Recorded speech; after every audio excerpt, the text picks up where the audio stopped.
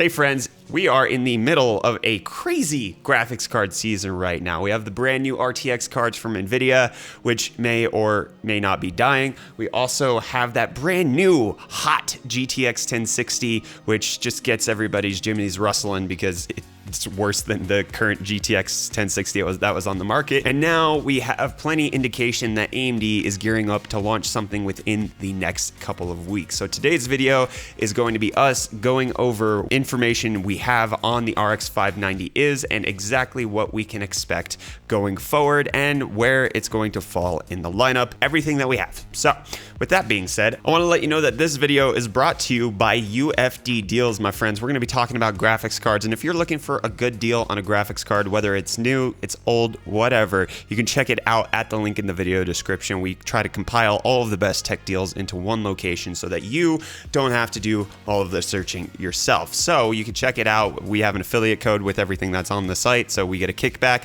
We make money, you guys save money. It's a win-win operation. UFD Deals link is in the video description. So with that being said, let's dive into where we are sitting now with the new RX 590 that we're expecting AMD to launch nearly any day now. So originally everything kind of started back at the beginning of October. You see this article posted by WCCF Tech saying that they were expecting an RX 570 successor with 2048 cores launching in mid-October and an RX 580 successor launching in November. And while it doesn't look like there was an RX 570 successor in October, there actually was. It's just that AMD called it the RX 580 and then gave it 2048 stream processors. That happened in October, but we're now in November looking for an RX 580 successor. So this is kind of where it all started, was back in October 7th. Then we started getting some listings based off of the RX 590 nomenclature. Some people were anticipating that AMD would go on to the next series of RX 600, but it looks like they're going to be calling this the 590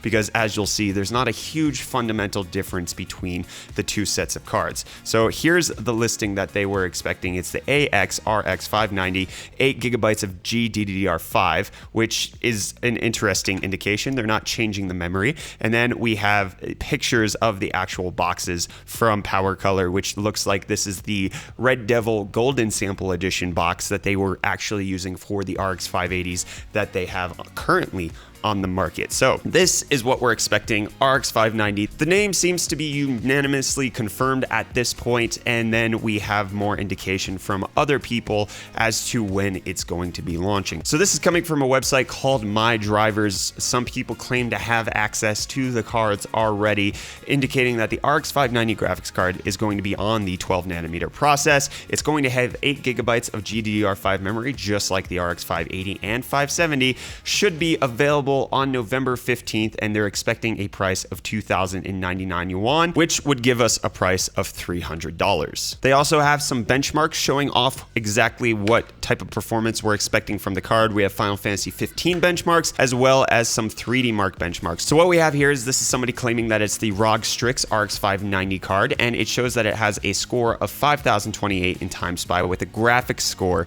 of 4,759 points. We did a test with our own personal RX 580 Strix card that we have in the office, and we got about 4,400 points in the exact same test. So it looks like this card is about 8 to 10% faster than the current RX 580s that are on the market. So 10% improvement is okay. And then one of the other things that we seem to have confirmed by somebody else, Andre Schilling, who's an editor at Hardware Lux, he took a picture of a box of the RX 590 showing us that it supports FreeSync 2, which we knew all of the good stuff about AMD, and then it also is based on the FinFET 12 process, which means it is going to be 12 nanometers, just like the new Turing cards from NVIDIA.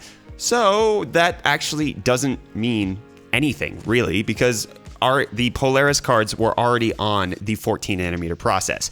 Going from 14 to 12, it's barely going to give them any power increase, and it's barely going to give them any efficiency savings. The drop from 16 to 12 even was insignificant from Polaris to Turing. So I wouldn't expect Polaris 30, which is what we're expecting the RX 590s to be based on, to actually be all of that more efficient than what we see for the RX 580. The way that we're likely going to get that 10% performance increase, as we see in the Time Spy score, as well as the Final Fantasy 15 benchmarks that we have here, That 10% is going to come from clock speeds and efficiencies in architecture, because it's been about 2 years since AMD has launched the Polaris cards, the RX 480 launching roughly June of 2016. So it's been a while. So they've had plenty of time to revamp the architecture, maybe give us some performance increase here and there. And that's what the RX 580 was. The RX 580 was a de-restriction on the power limit, thereby allowing them to have a higher core clock and getting better performance out of it. And so that's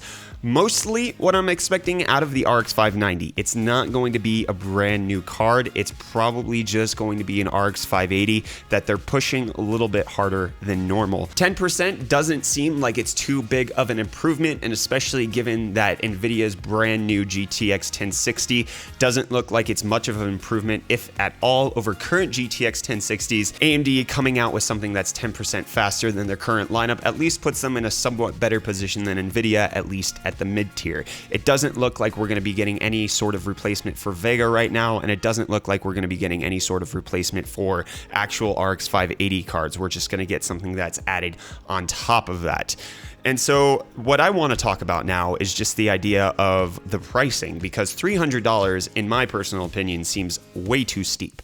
So what's currently going on with the market is that for an RX Vega 56, what you can expect to pay is around $400 for this ASRock reference card right here. And then you also get a bunch of games bundled with it. You get Assassin's Creed Odyssey for free, as well as a few others. But in addition to this $400 ASRock card, we've been seeing Vega 56 is going for as low as $350 brand new out on the open market, which means that a $300 RX 590 that is 10% better than the current RX 580, that doesn't even put it up to a 1070 level, which you can also find for around $300 sometimes. So it's not quite a 1070. The Vega 56 is not quite a 1070, but then they would be within $50 of each other, which doesn't really make sense. I would spend the extra $50 to get the better performance out of the Vega 56 as opposed to buying the RX 590.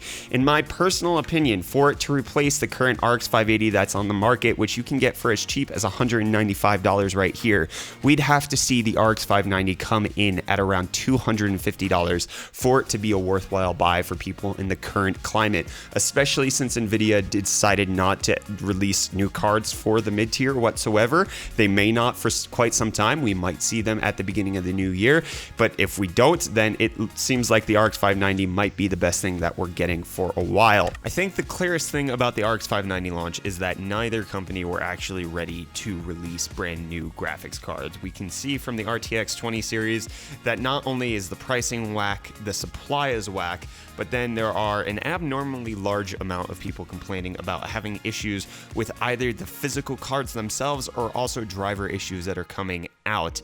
And it looks like AMD is not on track to release any sort of consumer GPU at the same time. They don't have anything at the top end to compete with NVIDIA, and they also just don't have anything to compete in the mid-tier with NVIDIA as well. They're waiting on 7 nanometers, which hopefully we'll get an announcement for at CES, but it appears that AMD is not going to be ready to launch Vega 20 until the end of the first quarter, so that doesn't necessarily bode well for the rest of what we're expecting from 7 nanometers. Who knows if Navi is actually going to be ready. So that's basically all we know about the RX 590 at this point. It's going to be slightly faster. It's based on FinFET 12 nanometer processing, and it appears to be going for 2,099 won, but I hope that's not an actual conversion to USD. I would expect to see it somewhere in the $250 mark, and we should be able to see it within the next 2 or 3 weeks. On the 15th is when the rumors are currently saying. But I'm going to then pass the question off to you guys. What are you expecting out of an RX 590? What price point would make it compelling for you to buy? What do you want to see in these cards? And are you even in the market for it? I figured most people who would be willing to buy an RX 590 probably would have already gone with an RX 580. But if not, I'm curious to hear what you guys have to say. Are you anticipating the RX 590 release, or is this not what you exactly wanted AMD to put out in the face of what's happening with the RTX cards? Let me know in the comments down below.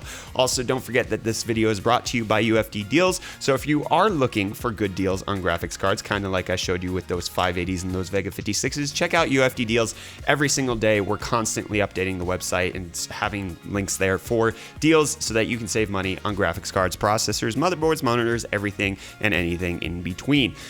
And with that being said, I'm Brett with the UFD Tech Channel. Thank you so much for watching. I'll see your smiling faces again in the next video. Love you too.